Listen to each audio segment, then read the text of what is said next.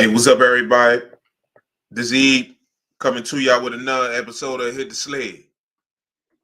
Before we get started on this episode, you can follow me on my YouTube channel here at Hit the Sled. Not only should you follow me on my YouTube channel here at Hit the Sled, but also you can follow me on Twitter at Hit the Sled Pod. Man, I got a great episode for y'all today. This is going to be my game take as to what happened in the Washington Commanders' stunning victory against the Detroit Lions. The last time the Washington Commanders was in the NFC Championship game was in 1991. If someone would have told me 32 years ago that it would take the Redskins 32 years to make another NFC Championship game, I would have said you've been lying.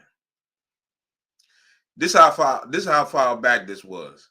The last time the Washington Commanders was in the NFC Championship game, George H.W. Bush was the president. Joe Montana was still the quarterback for the San Francisco 49ers. The Dallas Cowboys had not won 3 Super Bowls. The Denver Broncos did not win back-to-back Super Bowls. No one had ever heard of Brett Favre. Jane Daniels was not even born the last time the Washington Commanders was in the NFC Championship game. So here we are. How did the Commanders make it to the NFC Championship game? That's the question. How did they do it? Well, the first thing I can tell you, they did it through the heroics of our quarterback, Jane Daniels. Jane Daniels played an outstanding game. He was flawless. He was great, man. He was great. Jane threw, he went 22 for 31, 299 yards, 2 touchdowns. And the key stat out of all of that was that he had 0 INTs and he had 0 turnovers.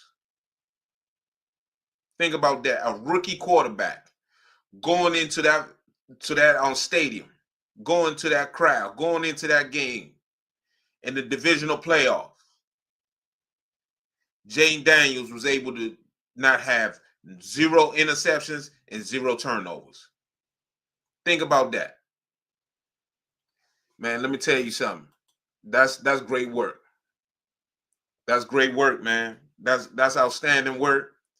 And not only did he throw the ball for 299 yards, 2 touchdowns and 0 turnovers, he also ran the ball 16 times for 51 yards.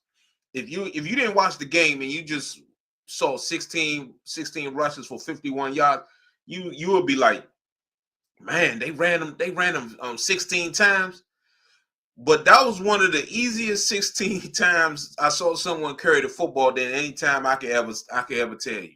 Man, Jane had 16 carries. It didn't seem like he had 16 carries. He did not take, it was not a lot of punishment in those 16 carries, even though I still didn't like some of those quarterback counters, some of those plays that were called. I didn't really like it, but it was an easy 16 carries, man. In total, they ran the ball 42 times for 182 yards and 2 touchdowns. Brian Robinson was the leading rusher. He ran the ball 15 times for 77 yards and 2 touchdowns. And Austin Eckler, he ran the ball 16 times for 47 yards. Austin Eckler was outstanding today. And I told y'all the other day, I told y'all that Austin Eckler was going to be just like that guy from the Buffalo Bills. Did I tell y'all? Number 26 for the Bills. Everything that Austin Eckler did against Detroit was the same thing 26 did. Austin Eckler was outstanding. Austin Eckler had receiving. He had 4 catches for 41 yards, but they were all in critical situations. Every last one of them were critical. Every last one of them. And let me show you the stats instead of me just reading them to you. Because the reason why it's important for me to show you this is because the stats, if you just look at the stats and you don't have the context behind the stats, you won't get the entire picture. Because this was just not a stat game. This was a game where the stats did tell kind of the story. And here's what I mean.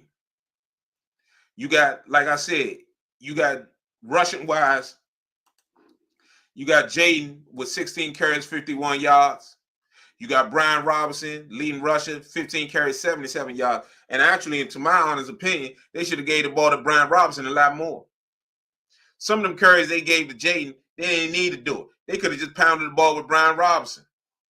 They could have just gave the ball to Brian Robinson. He could have had 120 yards on 20 to 25 carries. On 25 carries, Jaden could have just had 6 of them, 6 carries. They could have gave those 10 carries, 10 carries to Brian Robinson. Receiving wise, man, my man De'Ami Brown, outstanding day. Outstanding day. Six receptions, 98 yards. I thought, to be honest with you, I thought Terry had more receiving yards than that and catches. He had 4 for 87 and a touchdown. And that touchdown came on that game-breaking run for 58 yards. Austin Eckler was outstanding as well. 4 catches, 41 yards. Zach Ertz made all the crucial plays, including one that's not on the stat sheet, the onside kick. Man, let me tell you this. This was a total team effort. This was a total team effort. And the reason why I say it was a total team effort, because defensively, the Commanders forced 5 turnovers. 5 turnovers. The Commanders were able to get 5 turnovers. Think about that. 5 of them. 5. Mike Sainristil. I'm gonna get to Adam Peters. Mike Sainristil, drafted in the 2nd round. 2 picks. Quan Martin from the old regime, a pick for a touchdown. Jeremy Chin, free agent signing from Carolina, a pick. Man, they had 4 turnovers, 4 interceptions. That's great. That's great work. Credit to Dan Quinn and the defensive staff. Because defensively, if you watch the game, I said the other day, for the Commanders to win this game, they had to put the game on Jared Goff. They got to be physical. They got to slow down this Detroit run. Now, they did not slow down Jahmyr Gibbs. I'm going to tell you something. We need us a Jahmyr Gibbs, because we got us a Jahmyr Gibbs, man, we going to be doing something. Jahmyr Gibbs on another level, man. Jahmyr Gibbs is on another level. He's that guy. He's going to be the star. He should be the starting running back come next season. Jahmyr Gibbs. Jahmyr Gibbs is off the hook. Jahmyr Gibbs is like that. Receiving, St. Brown, their best receiver, he had 8 catches for 37 yards. That's great. That's great work. But none of his 8 catches were not painful catches. They were all just catches where you're like, okay, yeah, he got that. Those runs by Jahmyr Gibbs was painful, though. I can't lie. Those runs by Jahmyr Gibbs was painful. Jahmyr Gibbs, man, I'm so glad, man. Jahmyr Gibbs is different. He a different dude, man. Jahmyr Gibbs is a different dude. Montgomery, he's hurt. You can tell he's not 100%, but Jahmyr Gibbs on another level. But the reason why we won this game is because of this guy right here, Jared Goff. Jared Goff gave us the game. Jared Goff, right there. Jared Goff had 3 interceptions and a fumble. And we cashed in on all his turnovers except for the one at the end of the first half. Jared Goff played poorly to the point where he could have got yanked for real. But they weren't going to put Teddy in there. Hey, man, those turnovers were killer. I got to credit Shannon Sharp. I got this from Shannon. Shannon said, man, you pay double in the playoffs for turnovers. Every turnover you have, you pay double. And Detroit had 5 of them. That was the game. That's why we won the game. That's why the Commanders won the game. It's because of those 5 turnovers. We won the game because of those 5 turnovers. And because we have number 5, Jane Daniels. Isn't that ironic? 5 turnovers and number 5, Jane Daniels. Man, listen here. We on our way. The Commanders are on their way. The Commanders are on their way to the NFC Championship game. I can't wait to watch that film. I can't wait to break it down. Before we get to that, I do want to say this. I do want to say that how did we get here? How did the Washington Commanders make it to the NFC Championship game that fast? That's the question you got to ask yourself. How did this happen? How did the Washington Commanders make the NFC Championship game? And to me, it's real simple. It's not complicated at all. The reason why the Washington Commanders will be playing either the Philadelphia, they'll be going either to Los Angeles or they'll be going to Philadelphia is because of a couple reasons. The first reason, Josh Harris became the owner of the Washington Commanders. That's the number one reason.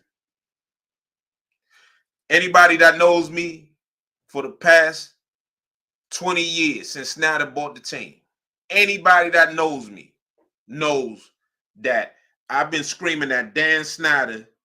If we don't get rid of Dan Snyder, we will never win. I've been saying that for 20 years.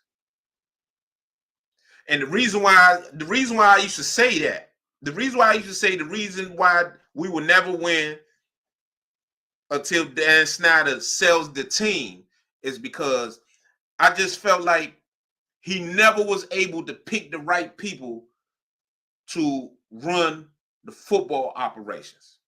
Football to me is simple. If you win, you make money. The Washington Commanders, Josh Harris bought the team last year. This year they're winning. They're making money. Jerseys are selling through the roofs. The stadium is full. Nobody's complaining about going to terrible FedEx anymore. Well, now they call it Northwest Stadium. I remember when it was Jack King Cook Stadium. No one is complaining about going to that stadium. And the reason why no one is complaining is because they're winning. Until Snyder sold the team and Josh Harris became the owner, none of this would have been possible. Because when Josh Harris bought the team, you know the first thing he did? He hired the GM, Adam Peters. That's a guy right there you've never heard. Some of you guys have never heard of. Adam Peters. He was a lifelong scout. Young guy, came in the National Football League, started off with the Patriots. I know people that despise the Patriots. I don't know why. They were just good for 20-some years. I don't hate greatness, man. Bill had him in there. He started off with the Patriots. Scott Pioli told a story how Adam Peters was a young guy. They bring him in, and he was able just to learn. He had a keen eye for talent. He leaves New England. He goes to Denver.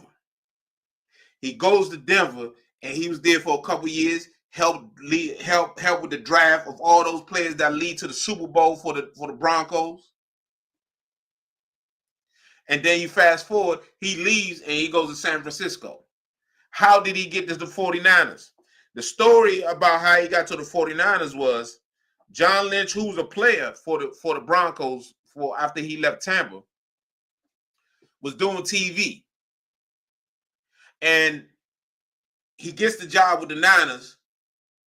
He knew how good of a talent evaluator Adam Peters was, and he went and got him and brought him to the 49ers, which led to all those draft picks the Niners had to develop those teams that almost won those Super Bowls. So you got Josh Harris gets the team.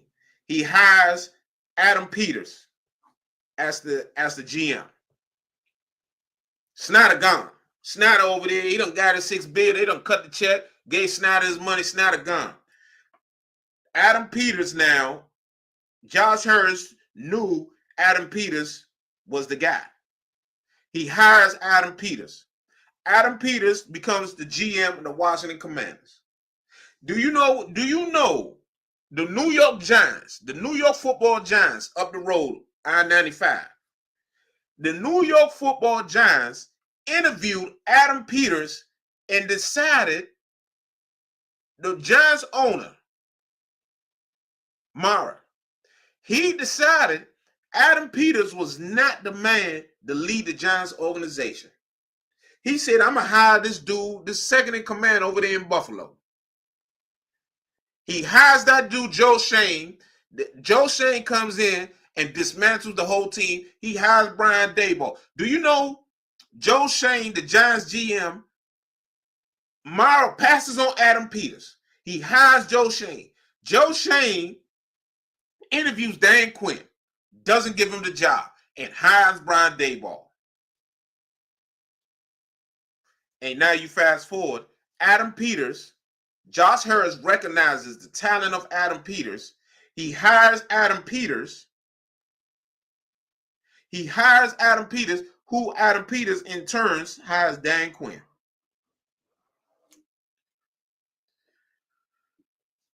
Dan Quinn. I heard people say Dan Quinn is a retread. I heard people say Dan Quinn, why are they giving Dan Quinn a shot? Let's go get Ben Johnson. Hey, man, let me tell you something, man. The reason why I didn't believe Dan Quinn was a retread is because of the stories you hear about what Dan Quinn did. When Dan Quinn was fired, when he was fired at Atlanta, he did not just sit on his back, sit still. They said Dan Quinn went to his home down there in Hawaii. He went down there and he had enough emotional intelligence to say, how did I go? What went wrong with me in Atlanta? I was that close to winning the Super Bowl. I was that close to winning the Super Bowl, and I didn't get it done. What happened? They said Dan Quinn did a self-reflection, self-introspective look at himself to figure out why did he fail. He did not think failure was the end to his coaching career. He learned from his mistakes. He looked at how can I get better? How can I use failure to come back? That's what Dan Quinn did. And guess what? He reevaluates himself. He reimagines. He comes up with different ways to coach. He goes to Dallas. He humbles himself. Some people will say, I'm a former head coach. I ain't taking no defensive coordinator job. Dan Quinn said, nah, I'm not going to do that. What I'm going to do, after I self-evaluate myself, I have enough emotional intelligence to see that, what did I do wrong? How can I get better? You have to fail for you to succeed. He failed. He did not think failure was the end of his life. What he did was he came back stronger and better. He's the Dallas defensive coordinator. I remember Michael Irvin going on national TV and laughing when the Commanders hired Dan Quinn. Now ask yourself this question. You think Jerry wouldn't hire Dan Quinn right now? If Dan Quinn was still the defensive coordinator of the Cowboys, he'll be the head coach right now. He would already been the head coach right now. So Josh Harris, let's go over it again. Josh Harris becomes the owner. He hires Adam Peters. Adam Peters recognizes that Dan Quinn is not a retread coach, and I'm going to hire Dan Quinn. Dan Quinn gets the job, and guess what? They draft Jane Daniels. And the rest is history. The rest is history. Man, they said if the Washington Commanders would have had the first pick in the draft, Adam Peters would have still took Jane Daniels over Caleb Williams. Sometimes, man, it's better to be lucky than good. We'll never know if that was actually the case, but I'm glad that they did draft Jane Daniels. And now we're on our way to the NFC Championship game.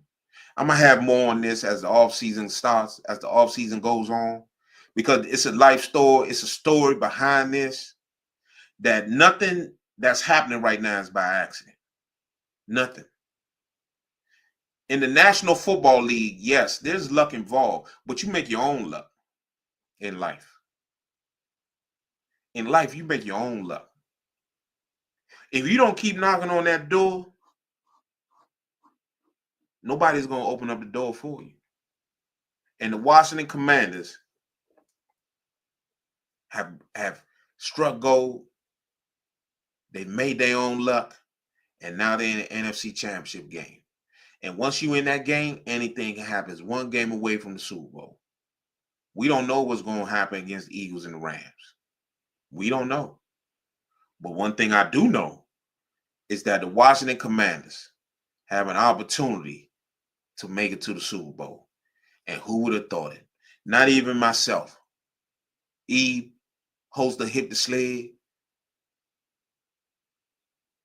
they wouldn't have even thought that they would have made the NFC Championship game. So I can't sit here and say I thought they was going to make the NFC Championship game this season. No, I didn't. But they on their way, though. They on their way. I can't wait to bring that game film to y'all tomorrow. I'm going to have an entire breakdown as to how they won this game, how they did it, what plays were the crucial plays, how Jane Daniels did it, the game plan Cliff came up with, the arrogance of Aaron Glenn, who couple days ago in his coordinator press conference was adamant that the Commanders where offense was just a bunch of eye candy and simple concepts. Those were exact words. So I can't wait to bring that to you. And before I go, man, I'm grateful to everybody watching me on Hit The Sled. Man, we over 170,000 views. If someone would have told me when I started this second season back in January, back in September, I should say, that will be over 170,000 views, over pushing close to 250 subscribers. When I started the season at 22, man, I'm grateful to everybody that's watching me, man. I'm grateful. I'm grateful to y'all. It's just about everything that I'm doing, everything that's being put forward. And man, I'm truly grateful. Hit The Sled is grown. Hit The Sled. Man, I can't wait. I can't wait till the off season to keep putting in the work, keep bringing y'all more and more good content, keep showing y'all more and more, letting y'all know what's going on, what I'm seeing. And not only that, but we still got more work to do. The NFC Championship game. I can't wait to break down this game film tomorrow. I can't wait to show y'all who the Commanders are going to face, what's going to happen, and all of that. I truly appreciate everybody watching me on Hit The Sled. Man, it's gonna be fun this next week. It's gonna be fun to see where we go from here, who we playing next, the game plan, and what's gonna happen. With that being said, man, I'm grateful to y'all for watching me on Hit The Sled. Don't forget, subscribe, hit the like button, leave a comment, Hit The Sled, man. I appreciate y'all. Man, God bless. And I can't wait to see y'all tomorrow. Good night and God bless.